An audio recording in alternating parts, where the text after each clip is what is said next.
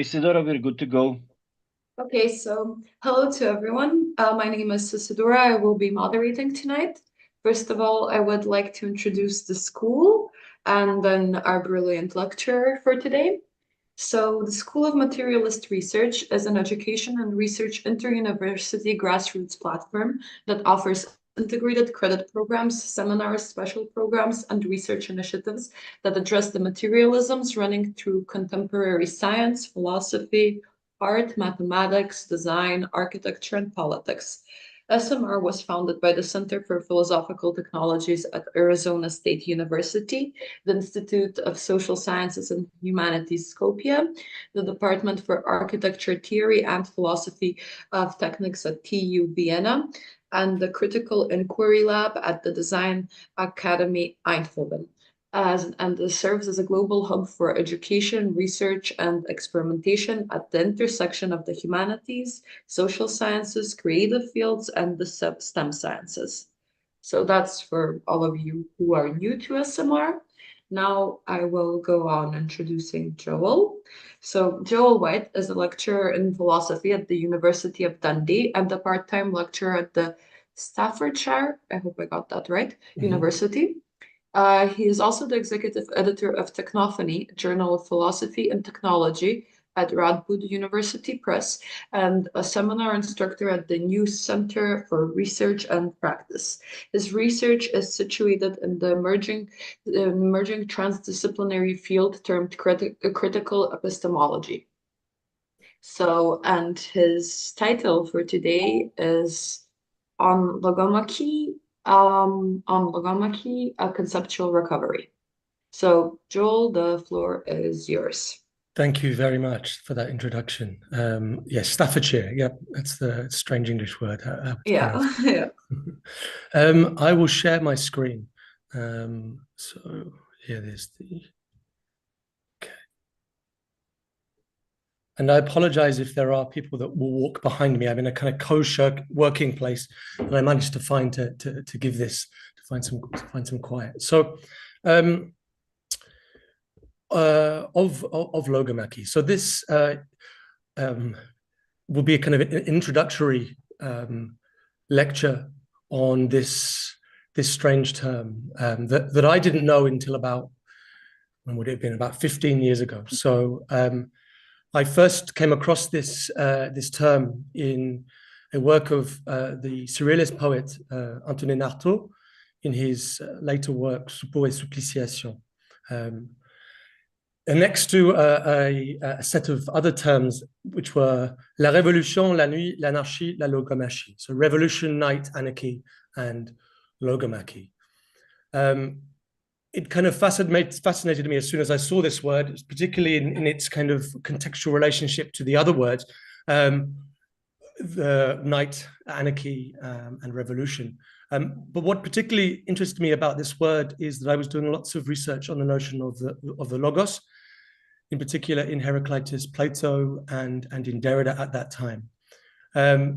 So the recovery of this as a concept and its term, what it has come to mean for me, is quite far potentially from its conceptual embeddedness in the tradition. However, the purpose of the course that I will be giving in April is to show the recovery of this as a term or as a concept.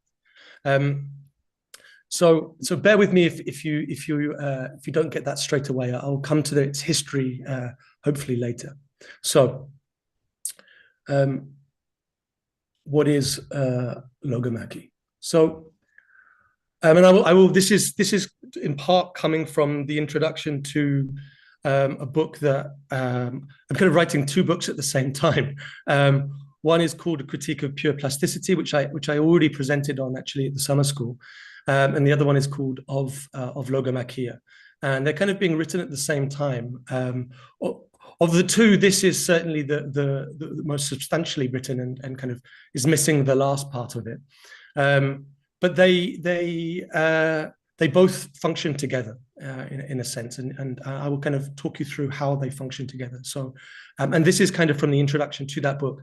Okay, so now I will kind of read this out and explain as I go along. So identifying the scientific or philosophical field or domain of this term logomachy was quite challenging to begin with. So the subtitle of this book of Logomachia, a book, as I said, that stems from my work on the original work on the surrealist Artaud, and was my thesis in part. Changed several times before settling on a kind of rather bold and maybe pretentious title, Tractatus Logico-Thermoinformaticus. Prior to having this subtitle, it was going by the thermoinformatic art of sense. So with the art of sense, kind of giving a nod to one of the most foundational books in logic, the L'Art de Penser, or Port Royal logic, as it came to be known, the logic that was fundamental for term logic, and Foucault very brilliantly argues in Order of Things is kind of subsequential for the episteme of that period, particularly the logical episteme of that period. So, however, I didn't go for art of sense. However, Logomachy does remain an art of sense insofar as what I also term as logomachics, which is kind of the third section of the book, deals with the technical, or one could say practical application of logomachy as a logic of sense, how logomachy as a thermoinformatic logic of sense functions in the world. That is, how sense is thermoinformatically created, maintained, and destroyed as a means to an end, whether that be political or otherwise. However, I take Logomachy overall to be a treatise on sense. So Logomachy is an account of how sense, which I take to be the logos, emerges from out of a thermoinformatic metastable set of relations. So this is the logic that the book sets out to write, and it deals with it in the form of a treatise. And it's also partly to do with Vera as well, that I moved over to the notion of a treatise as well. So thanks to Vera for that.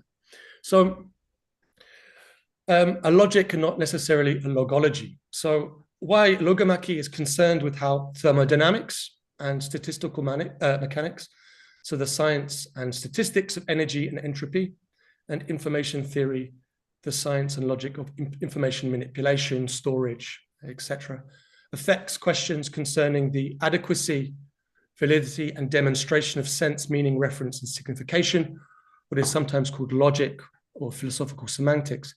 It was not initially clear whether Logomachy was actually a logic in the stricter sense of the term, or some other philosophical treatise on sense. And why maybe it can't be seen as a strict logic is that it's not formal. Here I'm also thinking about the critiques, in particular, of Kant's what is called transcendental logic, not as a formal logic itself. So this being said, it nonetheless, Logomachy nonetheless seeks to develop what I call transductive laws for sense.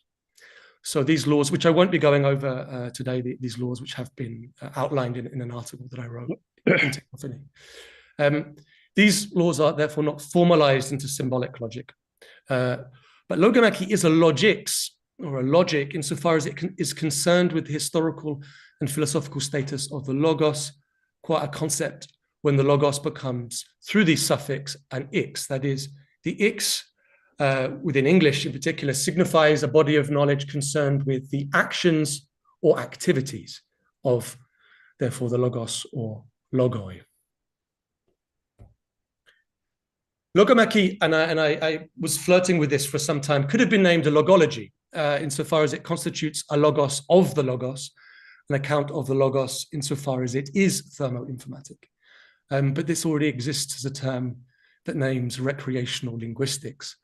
And Logomachy is not just a game of words or a word game, a language game, a la Wittgenstein. Although, of course, one can hear ringing in the Tractatus Logico Thermoinformaticus also a nod to his Tractatus. Furthermore, ologies tend to signify stable. If that's not accumulative, then progressive bodies of knowledge. What is at stake in Logomachy is precisely the tension between the stability and the instability of episteme, or knowledge. That is, it is concerned with the metastability of knowledge and sense. Indeed, precisely because what is at stake throughout the treatise is what occurs to reasoning when the notion of metastability is transduced into it, any attempt at securing the principle of identity, the principle of non-contradiction, and the principle of the excluded middle as unshakable principles from which a formal stable logic is possible, becomes intractable. That is, after sense is understood as metastable. And the work that I did in that particular article, which is on the transduction of the laws of Logomachy, precisely looks at the problem of the excluded middle and the way that metastability rocks that the notion of the excluded middle from out of Simondon's work. But I won't really look at that here today. So for those maybe sort of unfamiliar, so if metastability to a certain extent is the concept which is being transduced into logic, or that which rocks logic, it might be good to see what this notion of metastability is. So, I mean, it's being used quite a bit at the moment, and you know, and I think Cecile Malespina is correct in saying that Simondon, one of his great kind of introductions or into philosophy was of this term. People like also Thomas Nail and others, you know, Basumi are using it. So what is it? So it's metastability understood as an energetic system state. It's also something that I call the quamity of a state, or the howness of the state, is an in-between. So meta here is being understood as in-between stability, thermal equilibrium, and instability, which is system bifurcation.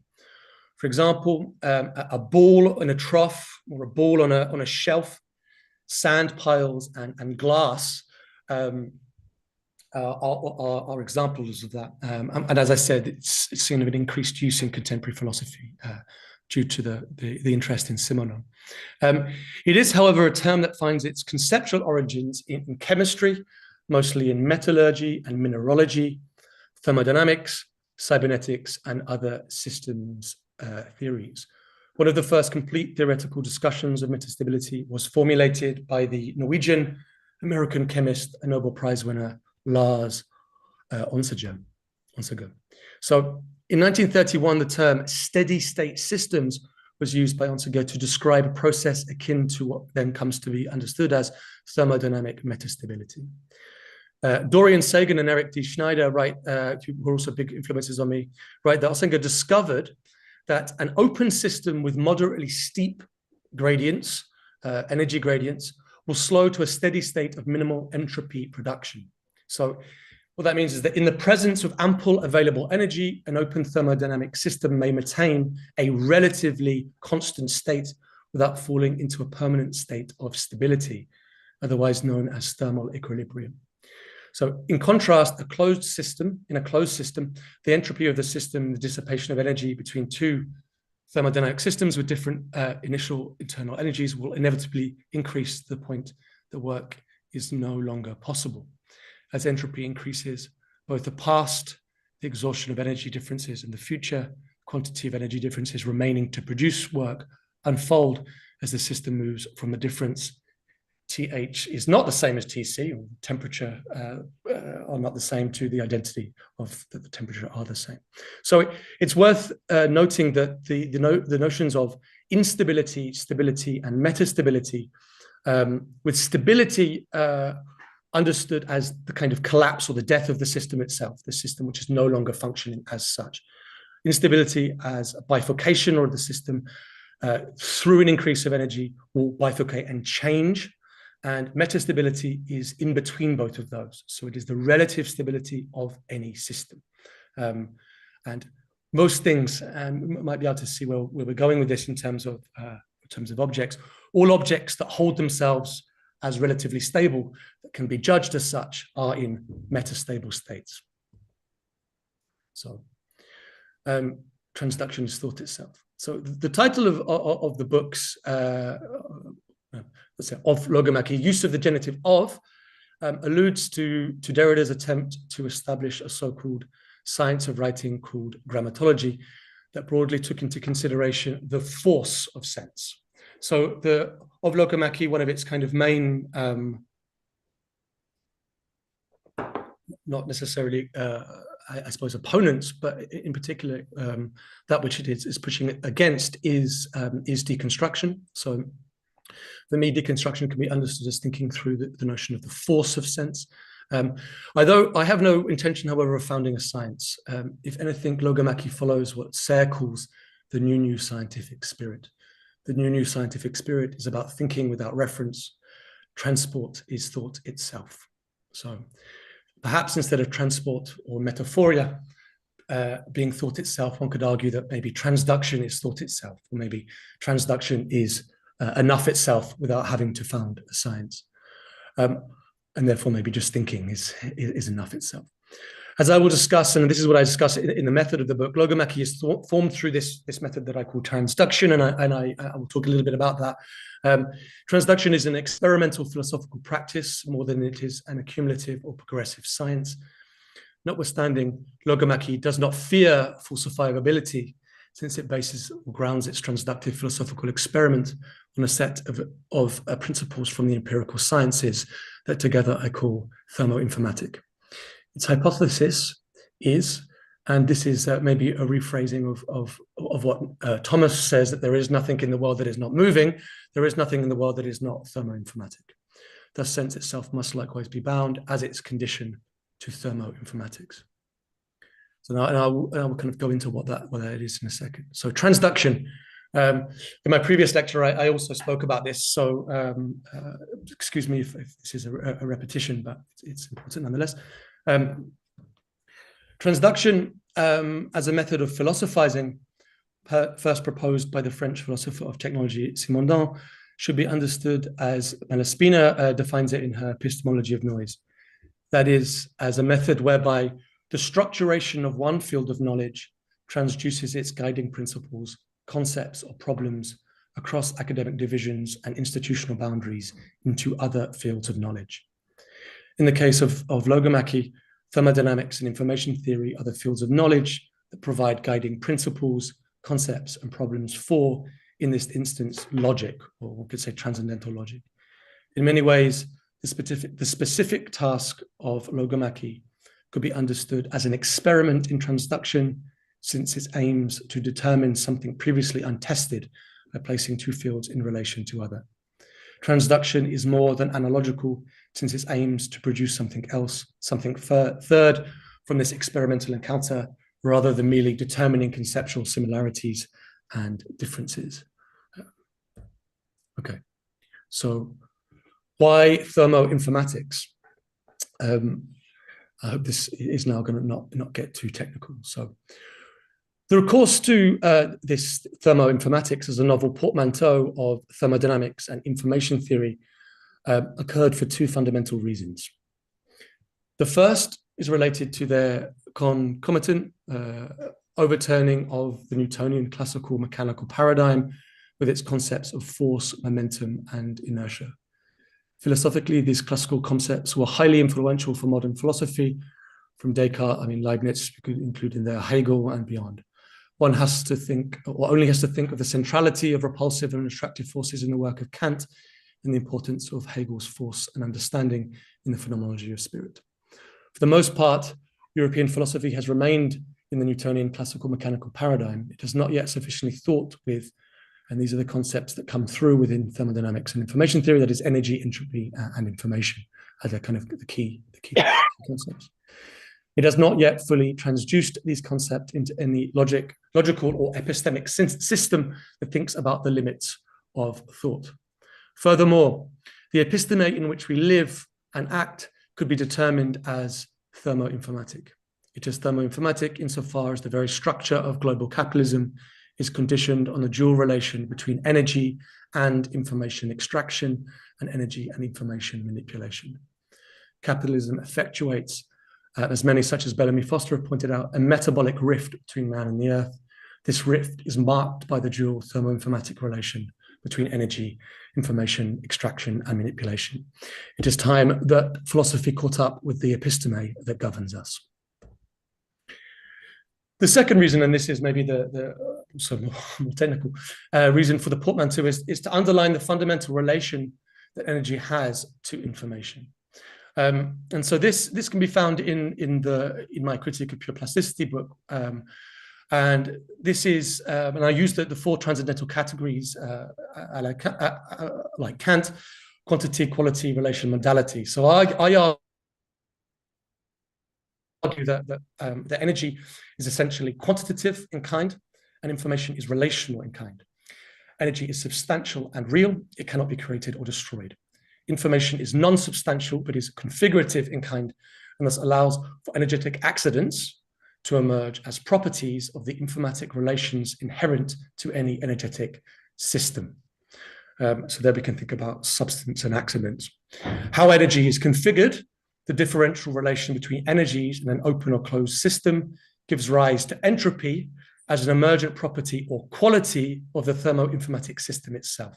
So qualitatively, entropy determines how far the system is away from dissipative exhaustion. That is to say, how metastable the system is, how stable it is, how close it is to either instability, that is to bifurcation, change, or stability, equilibrium, collapse, or non-being. Lastly, the extent to which we know how the energy, or to what extent we are certain that the energy in a field is configured, is modal in kind, and gives us an understanding of what I call entropy, informatic entropy. That is, entropy is our epistemic capacity to derive potentiality from the actuality of the energetic system in question. So all objects of experience have their transcendental condition as a result of this structure, right? So there are no objects in the world which do not pass through this structure a priori, insofar as their quantity, quality, relation, and modality are concerned.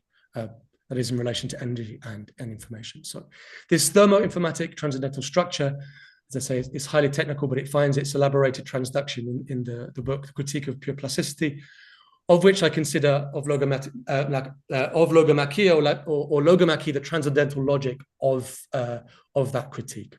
And so I suppose what I was presenting on for the summer school was the extent to which objects are judged as beyond this structure, which allows for objects of experience to occur, can be claimed as dialectical. So hence why I was talking about for the lecture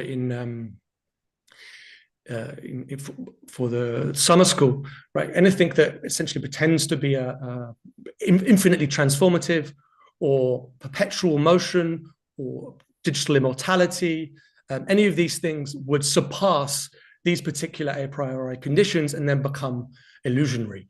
So this transcendental structure gives us the condition for objects of experience as such, and any object that would surpass these conditions would be subreptive, would be something that we can't experience, like digital immortality. Okay, so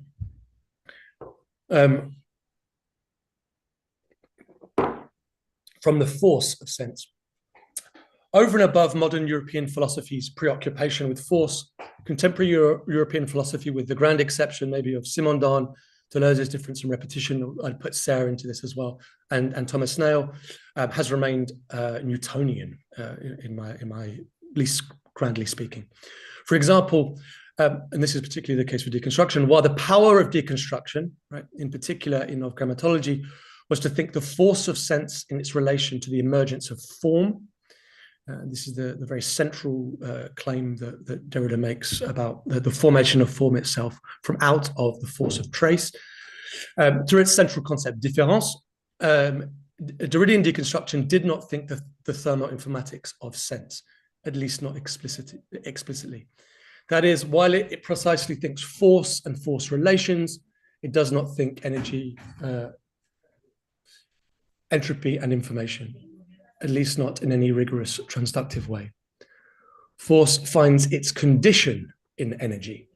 Indeed, the historical introduction of energy was to differentiate it from mechanical force as that which is itself an emergent property of an energetic set of relations. So this is very important in the history of the development of energy itself. Energy came to be understood as the condition of force, and therefore we had to find a different word other than force to name it, right? So Derridian deconstruction remains thus grounded on the Newtonian paradigm of reversibility. the problem of deconstruction. This gives way to two fundamental problems. Deconstruction was hitherto unable of thinking how sense is energetically maintained or entropically degraded. It could not think the absolute loss of sense, and thus sense's thermodynamic or energetic entropic condition. The force of sense is reversible and infinite, right, in Derrida. There is no understanding of its imminent negation through loss or degradation. Although Derrida does talk about usure in the white mythology, but not properly. So Malibu, in my understanding, perpetuates this problem in the guise of plasticity qua transformation. Secondly, while deconstruction was able to empower alterity, demonstrating in its philosophical engagement with structuralism, the sense is always already dependent on its set of differing relations, it was not able to give an adequate account of how sense operated in relation to its informatic conditions, right? The conditions of the probability of sense. Thinking back how, for me, information is fundamentally a relational category and not a substantial category. So, large language models and Logomachie. I suppose this is to give you a little bit of an understanding of the kind of probabilistic and structuralist notion of language that has emerged through this. So, with the advent of large language models that function via n-gram learning in large neural networks, the turn, it's not through that, I mean, information theory was its turn, but to a probabilistic but also structuralist notion of language has meant undermining many, or we could say maybe some, or generative linguistics foundational claims about sense making. Hence why, I was about to say Gramsci, hence why Chomsky is so upset. That is, if large language models make sense, which they do to a greater or lesser extent, often to a lesser extent, but they do make sense, they make sense structurally. If sense making can now occur exterior to the genetic capacity for sense making, then the fundamentals of synchronic, here not necessarily diachronic, Saurian structuralism hold. If the n-gram is recursively predicting what might follow a given word or sentence, or whatever unity of sense one wants, given the unity or string of informatic signifiers that followed prior. So this is, in short, just Markov chains applied to a set, data set of signifiers. It's kind of the fundamental theory or the fundamental principle of information theory itself, as Shannon exposes in his great book in 43. That is, the emergence of sense is fundamentally bound to the particular system of sense in which it is found at work and the probabilistic relation between signifiers. So, what makes large language models thermoinformatic is that the predictive quality of the model and its capacity to make sense is predicated on the information, the relational information that is materially and thus energetically stored and maintained on hard drives and SSDs. If data was lost or degraded due to, for example, SSD quantum tunneling, which is the big problem with SSDs, it's when electrons jump. In SSDs, essentially, you have kind of these columns of electrons which store the data, and if electrons tunnel into the column, you have a corruption of that data. Then the capacity to predict, that should be, and make sense would be directly affected by this. So if large language models are only as good as their data sets, then they are only as good as their data sets are energetically maintained, we could say as metastable. If data is lost, then the inherent probabilistic, but also structural relations between sets of signifiers is lost with it. This is one of the major claims of Logomachie. Sense is not infinite because sense is at heart materially and thus energetically bound to its support and the metastability and maintenance of that support, we could say. So, problem of deconstruction. Deconstruction was therefore not adequate at thinking the irreversibility that thermoinformatics assumes whenever, whether that be the reversibility of entropy or the informational and probabilistic directionality of Markov chains. It is worth noting here that Stiegler's later work was precisely concerned with thermodynamics and information theory. So this is kind of the departure from the reversible nature of deconstruction. In particular, I take from Stiegler the concept of the idiotext, which can be defined as a particular idios set textus of signifiers that are subject to difference and from which a particular sense emerges. As a part of outlining what Logomachy is as a logic, in the book, I demonstrate how idiotexts are thermoinformatic. So sets of particular sense are energetically maintained, degrade, and are probabilistic. Okay. So again, I hope not too technical. A transcendental logic. So it is perhaps worth taking a step back from some of this technical language thus far introduced, so as to grasp through perhaps a more familiar optics, maybe familiar for some, what is at stake in Logomachy, why a new logic of sense is worth formulating. If Kant's Critique of Pure Reason asked how synthetic a priori judgments are possible, then Logomachy responds in part to this question by affirming that the conditions of possibility of objects of experience are always thermoinformatic. The emergence of sense is systemic or systematic and relational in kind, but all systems are bound to their thermoinformatic conditions. That a material object with its own individuating limits is possible, is after all due to its particular thermoinformatic conditions. Right?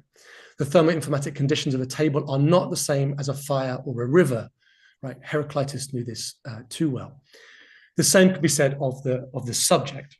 That the subject can make a judgment or proposition concerning an object is in part because that subject is thermoinformatically capable of making judgments. Right? It might sound like a tautology, but that is to say the subject must be metastable enough to maintain the metastable transcendental unity of apperception. Right? Indeed, to be capable of even something like pre-reflective consciousness, that someone maybe like Bergson or Sartre tried to introduce, some thermoinformatic system has to be already given a priori. That things endure, right, or that something endures in duration means that its thermoinformatic system is being maintained. Right? Like a motor ticking in an engine, that motor in an engine ticks and maintains its unity only because of the energy that is being fed into it. Right? Where am I? So what is at stake then, right, is not too dissimilar to the very problem that was at the heart of modern philosophy, right? Post, we could say maybe Descartes. And that is the problem of that Locke talked about in Identity of Difference, the problem of consciousness, right? How thought holds itself together, how thinking is thinking, right? It's not just some moment, right? Some brief moment, but how that holds together. Or as it is for Kant, transcendental logic is the problem of the unity inherent to judgment itself, right? The unity inherent to judgment itself. As Kant defines judgment, and judgment is could be just another word for proposition in logic. A judgment is the representation of the unity of the consciousness of various representations, and that comes from his logic, section 17. Or a judgment is nothing but the manner in which given cognitions are brought to the objective unity of apperception. So if judgment in this Kantian sense is bound to the representational system from which it emerges, and if all systems are thermoinformatic, because all systems are energetic and informational in kind, then it follows that judgment is possible as a result of thermoinformatic maintenance of unity as the a priori binding act of cognition. Right? So we could think maybe in Kantian terms as this maintenance of unity as maybe the imagination, right? With the imagination understood as thermoinformatic, that which holds it together. Like fire, judgment only maintains itself as metastable if it is being fed sufficient energy.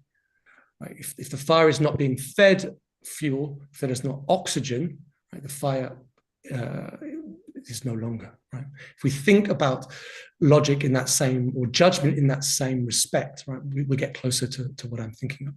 So if all elements of the metastable system remain in a metastable state of unity, then judgment is possible. So to be able to make the judgment, in other words, a proposition, this is a table, the object and subject of that judgment, as well as its signifying elements, must remain metastable a priori. Right? This is prior to experience itself, hence it is pure. In other words, if for Kant it was precisely the problem of the synthetic unity of experience that was at stake, that which as its ground, and this is what Kant says, makes experience possible at all, then Logomachie responds by saying that the unity is the metastability of a system. That judgment is systemic, and that metastability is always conditioned thermoinformatically. So Logomachie is thus a transcendental logic in this Kantian sense. Okay, so division of Logomachie. Logomachie is divided into three parts. So the three parts are historical, theoretical, and practical. The first part, which was kind of what the course is going to be on, is understood as the de-differentiation of the concept of Logomachie. The destruction of the tradition of this word will extract the conceptual and informational structure of it as a term. This occurs by way of a deconstruction of the text in which it is already operating as a functional and conceptual term bound to a particular context or idiotext. Once Logomachie and its structure have been extracted and its lattice determined, it is then ready for its transductive introduction into subsequent fields. The gambit is that there is an affinity between the structural potential of Logomachie as it appears in its historical tradition and the fields into which it is then placed. So the course that will be given for the School of Materialist Research will explore the etymological and conceptual history of the Greek word Logomachia and its subsequent translations into Latin, French, and English as Logomachiis, Logomachie, and Logomachie. I shall track through the major events in the concept's history what is at stake in Logomachie's philosophical recovery as a logic or art of sense. What Logomachie comes to mean through transduction of it as a concept could be seen as a layering and reworking of its meaning via the philosophical work undertaken through association and interpretation, something that Lyotard calls scanning. Okay, so what I will give now is a brief introduction to this history, right? So to kind of, in a sense, so that we can see what we will be going through, what for those that will do the course, the text that we will be going through, and the recovery of this term. So, it's more to, as I mentioned, the first time that I came across this was in Artaud, in his books Pour et Suppliciation. I then subsequently decided to try and track this history, which took me some time, considering no one has ever written on this concept, apart from well, not historically anyway. So the first time, and anyone that finds it, I would love to know. So the first time that I have found, at least, and that Logomachie is used, and I say conceptually because it's not yet a neologism, in the Western philosophical tradition is in Plato's Cratylus. So here in the Cratylus, it means something akin to a conflict, machia, in and about sense or account, logos. So Socrates, in the Cratylus, having arrived at the contradictory etymological meaning of knowledge, episteme, either as stasis, so he looks at, this is all about the correctness of words, whether there's a natural or whether there's a conventional basis to what words mean. So he tracks this etymology of knowledge, of episteme, to either stasis, hystesi, or movement, hepetai, of the soul in its relation to things, right? And so there's this contradiction between movement, or we could say instability, and stasis, stability, right? Socrates opts to orient the meaning of episteme, knowledge, toward the contemplation of the forms, right, and towards stability. And we can see this also within the Theaetetus as well, where knowledge, episteme, is understood as true belief in conjunction with a logos. And although, which I go through in the book as well, what's incredible about that particular dialogue as well is that the question of the logos in the Theaetetus then finishes in aporia, where the logos becomes in and of itself a differential logic, where something is only that which it's not. So it ends in aporia, which is interesting itself. But so there's this problem between movement and stasis of the soul in its relation to things. Socrates puts himself and orients himself towards stability. So it is this moment then that Socrates suggests that returning to the problem, right? So because Cratylus says, no, maybe we should try and think about this problem again.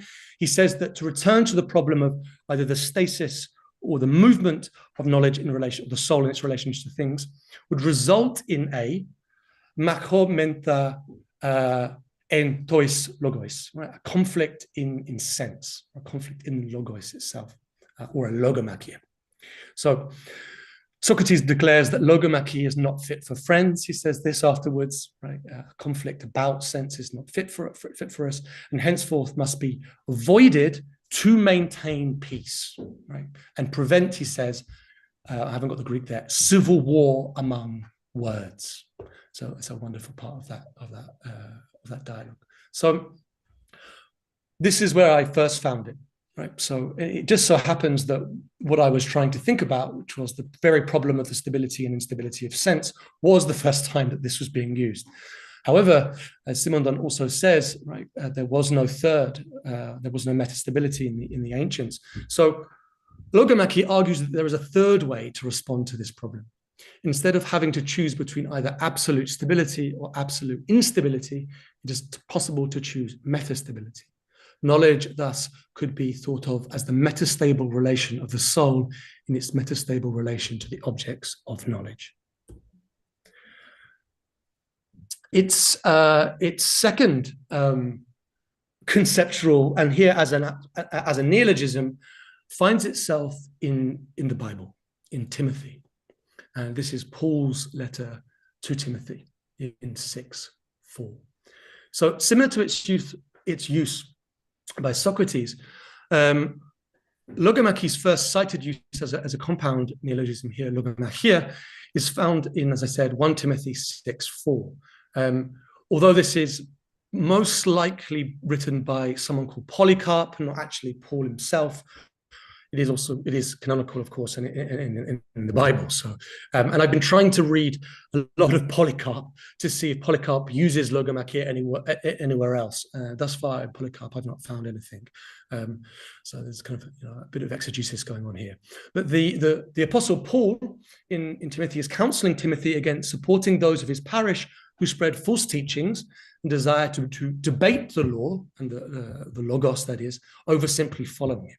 So the logomachy that Paul wishes to avoid potentially threatens the church's purity and the logos qua the word of God. This first use of logomachy reveals to what extent logomachy as a concept is concerned with the movement or operations of sense. That is, to what extent sense is stable or unstable, or as I will show, metastable, right? It reveals the extent to which sense is, if manipulated, is manipulated as a means to an end. So the work that I've been doing on this is, and I think what's interesting about this is that the logomachia is used as a means to say we must stabilize and purify the logos of the word of God. But inherent to Pauline theology, or we could say the Pauline version of the Christian movement, is that other than, say, the Gnosticism, right? Faith alone is enough. So the opening up of Christianity to plurality itself produces the necessary condition for logomachia, which is to say a conflict in and of sense. However, Paul is always trying to then purify that. And that's to say, stabilize as much as possible, metastabilize as much as possible the word of God, qua logos. But it bifurcates and is constantly changing due to the energetic and increased information that it is occurring through to the increase of the Jesus movement itself, or Christianity. The next and only, there's 3 books actually. Book on Logomachy is by someone called Samuel Werenfels. And here he is a Swiss theologian. It's a very interesting book that I read all the way through. So Logomachy's third major meaning is something akin to a dispute over the meaning of words, right? Or a conflict waged only as a battle of words. Outlined most definitively by the 17th century Swiss theologian Samuel Werenfels in his De Logomachiis Eruditorum, Werenfels' desire is to apply a philosophical remedy to a most pernicious distemper, as he calls it, which has long afflicted the learned world, the contending about words, Logomachie. So for Werenfels, there exist both good words and bad words, both a good logos and a bad logos. And the task, once again, like Socrates and Paul's, is to put an end to debate concerning sense, conflict in sense itself. This second use, though intimately related to the first, opens up further the problem of what Lyotard might call the different. That is, the question of how and why disputes about sense arise, as well as the practical and political implications of sense making and maintaining. Okay, I will finish here. So this is kind of returning back to where I first found this. So Artaud and Derrida. So lastly, as I said at the beginning, the first time that the word logomachie presented itself to me was in Artaud's Pour les Suppliciations. Here Artaud simply writes, revolution, la révolution, anarchy, l'anarchie, night, la nuit, and logomachie, la logomachie. It was not clear at that point what the relation the other words had to this term, although my thesis then outlined them. What did become clear through a reading of Artaud was that what was fundamentally at stake in the theorization of his theatre of cruelty was the extent to which sense is created, maintained, and destroyed energetically. Taking the metaphors of life and fire, Artaud constructed a system of sense that was subject to conflagration. As Derrida writes in Forcener le subjectile, in reference to the drawings of Artaud, there is a necessity of the logomachie, nécessité de la logomachie. And he writes, this conflagration of words against words, the guardians of language will denounce such a logomachie. They will demand that discourse conforms to pedagogy and to philosophy, even to dialectics. But logomachie aims to retake their breath. It is a war of reconquest. Logomachie is always an ardent war because what is at stake in the thermoinformatic maintenance of sense is always, as Foucault would write, the order of things, the episteme through which the world is understood to be. So succinctly then, logomachie as a logic or art of sense seeks to determine one, how sense emerges through what systems, thermoinformatic systems, in accordance with what laws, through the bound limits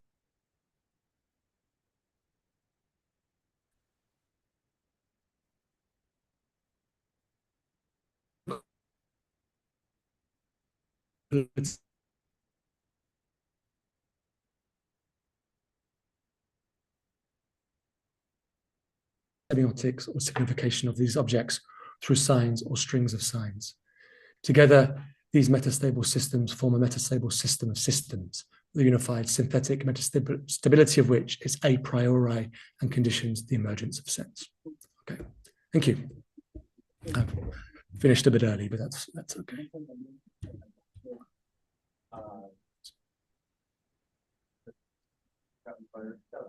Oh, well, I don't think I can hear you.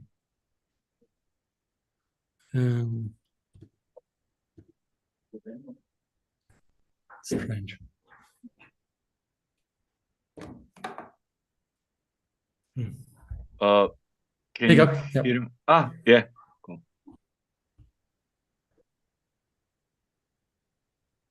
Okay.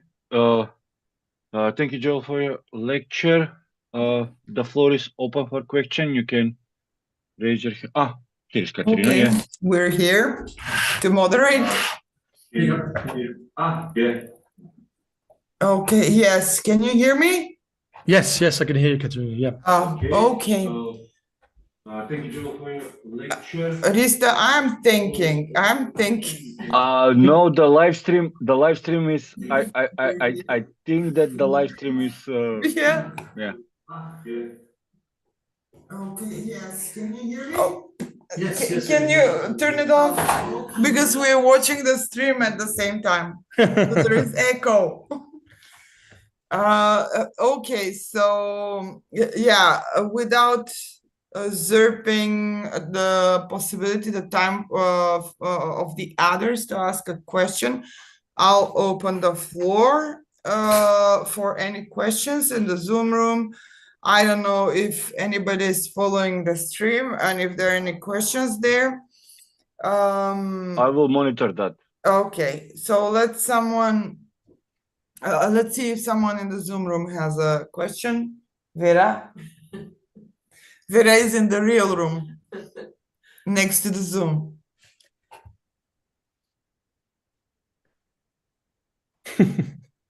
Okay, then I will ask a question. Sure.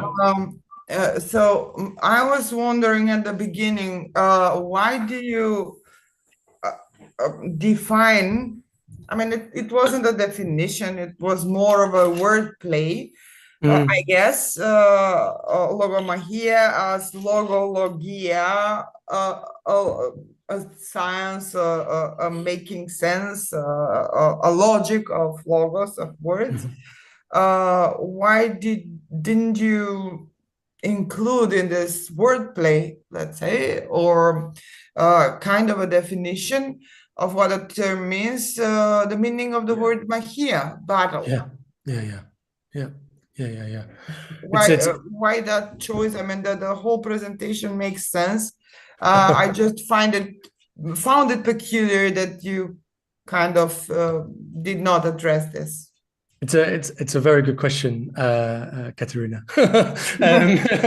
It's also Vera's question. So exactly. It's coming from the both of us. Yeah, it's true. I mean, the presentation I went through it was going through the work on logos, right? Why conflict? Why machia? So I was doing also some work on the other words that use this term. So Logomachie, for example, Logomachie, bullfighting.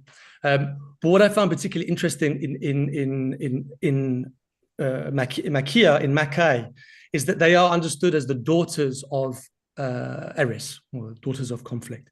And so what I find particularly interesting in the notion of machia itself, which I didn't talk through, is that there's a kind of how can I say it? There's a kind of plurality to the types of conflict that are possible within this logic.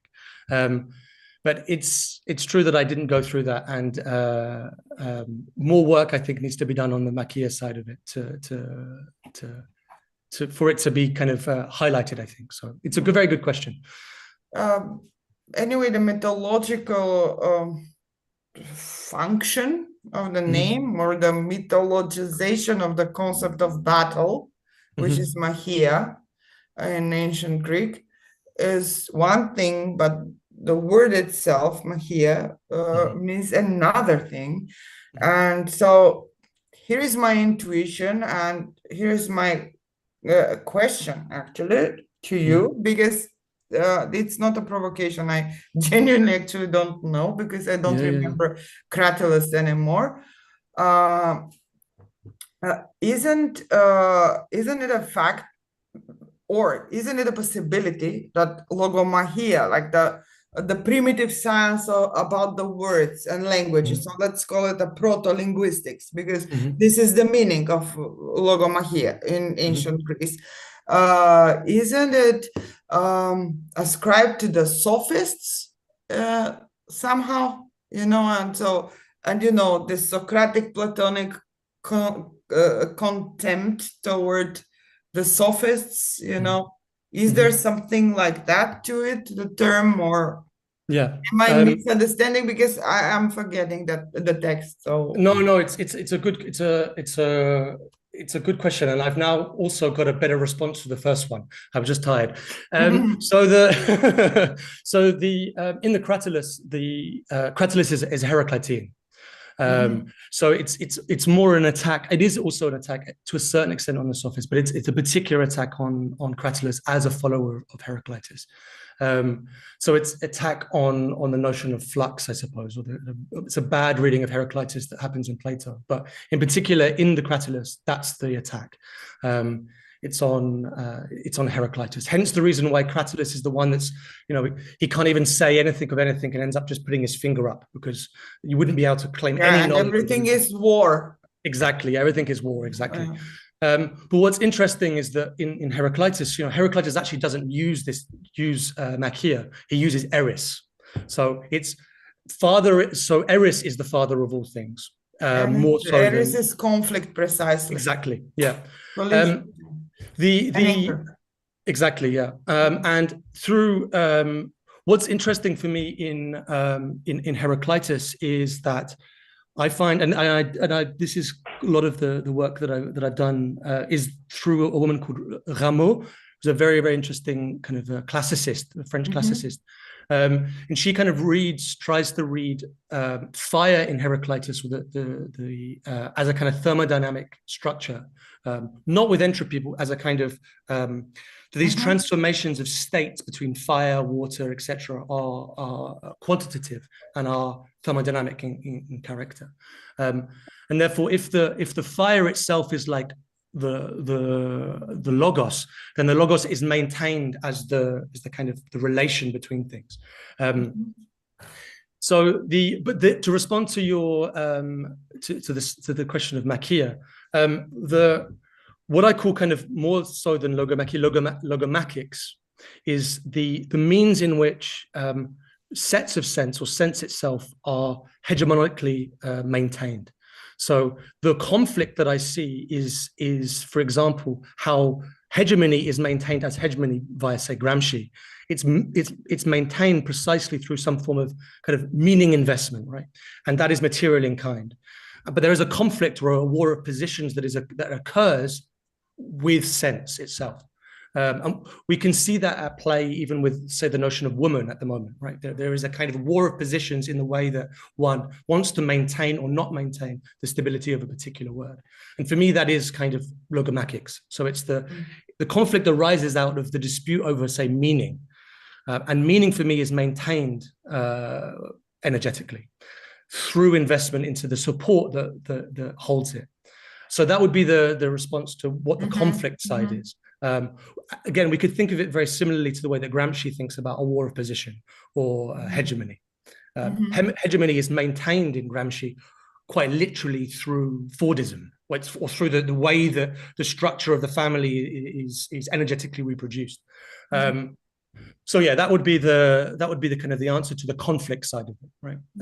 And so a kind of political side is that we have to attempt to destroy particular forms of hegemony and build hegemony. And hegemony is built energetically through investment. So that would be the kind of political conflict side of it. Yeah. Okay. Yeah. Thanks for the answer. Thanks for the question. It's very good. No, it's thanks. Yeah. Okay, is there anyone else who would like to say something?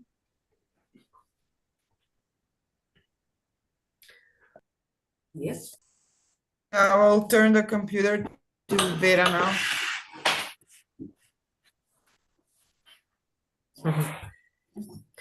I'd like to follow up on what you said now in the end, because what I was a bit disturbed by is that there is a kind of a maintenance of a formal regime, let's say, that is applied to sense making. And what I was missing is precisely the relation to meaning with regard to sense, no? So sense and meaning, how are you thinking about this relation? Now you said that it's about the maintenance of meaning, but then how to think of meaning in this?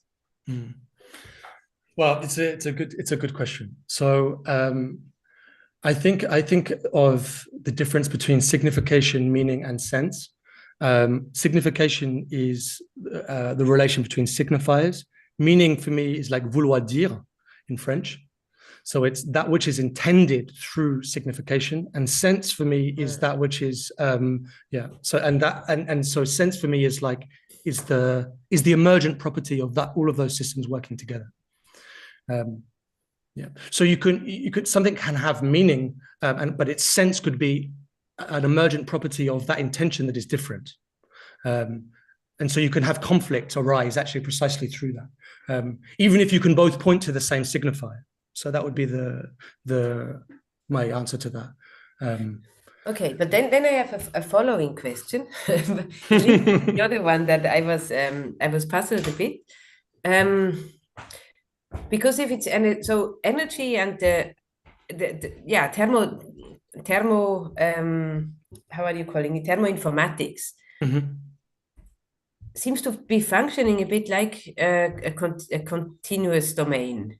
Mm. And I was wondering whether what you call Logomachy would somehow reintroduce, or I don't know, be related to a notion of scale in this continuity. And what I was a bit puzzled is why there is seems to be, or there is a distinction between not the scales of energy. So they are, in a certain scale, they manifest as forces. It's not exactly the same, like the incremental and the discontinuous. So how do you, or how can with this approach of the transduction, how can this still be maintained somehow? No, it's a very good question. Someone actually said to me today, "What is energy?" I was like, "God, yeah." No, I agree with you. You know, Vera. I think that like the difficulty with this, and I've been doing like, and I think maybe here I would lean too much maybe on the kind of the Kantian limits of knowledge, right? Is that the way in which energy appears to us phenomenologically, or even through observation, right? Is always as discrete. I mean, that's what quantum mechanics essentially kind of shows us. We can't get to, we have no capacity yet of actually really, say, for example, in quantum loop gravity or string theory or anything that shows that energy maybe is an emergent property of, say, loops or strings or whatever it is. No way of actually observing that. So I agree with you that there are fundamental differences and scales to this. Because if, for example, energy is just an excitation of a field, or a particular field, then where is that? What is that? I was talking about this actually recently, about the kind of actual or virtual status of energy in relation to field theory, because it's both at once always actual and always virtual, because the particles pop out of vacuum, you know, fluctuations. So I agree with you on this. I think that like it is a problem. However, at a kind of fundamental building block standard model level, it's energy is related to the different states of which they have, and they're therefore related to the mass. And so I don't know. It's a good question, Vera. Okay, fair enough. Yeah, great.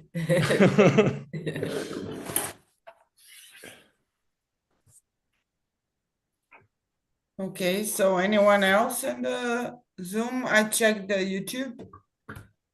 I didn't see anything. Maybe I'm not. No, there is no question. Yeah, there is no. There are likes. Yeah. Very good.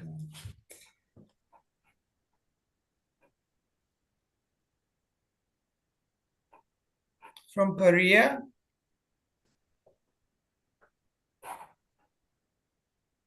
Okay.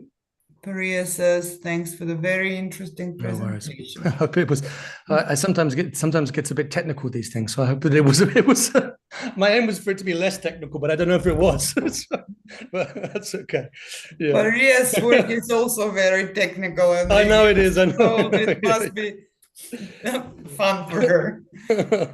We met her this summer in Greece, and you know she's. Yeah. Oh, that. Sorry. Yeah. There is much rigor. No, I wasn't relating to that. I was just saying my. Yeah. Okay. Anyone else? Or should we wrap up for this evening? You can either raise hand or just turn on your mic. That's also fine.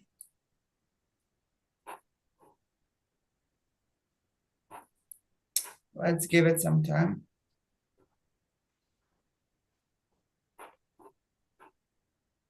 Okay, so if there are no questions and you're tired, maybe we'll wrap up for tonight. Sure. Yeah. Thank you for giving me the opportunity to speak, and very nice to see you. Yeah, thanks for this open seminar. Thanks for offering a course for the integrated credit program, and thanks for promising to teach in the summer. No, yeah. Summer school in Greece. So we're really looking forward to that. I'm trying to convince Vera here to come as well. She might drive from Italy to Greece. Oh wow, driving the Jaguar all the way to She always drives. Yeah, thanks for being part of SMR this year, essentially. So wonderful. No, it's a pleasure, Katerina. Thank you very much for inviting me. Thanks so much for this. And so see you in the spring for the seminar on Logomachy, and also in Greece, and also with the others here in the Zoom and on the stream. We will see each other on Monday, I believe, for Daniel Sekeloda's open seminar. Yes. Then Paria, Yuval, Radek, some of the participants of the previous schools will be also offering open seminars throughout December. So we will announce the entire program once we have everything confirmed from everybody. So, okay, thanks again, and have a great evening, everybody. Bye, Vera. From Bye, me Paul. and Vera, and from our dogs here. Exactly.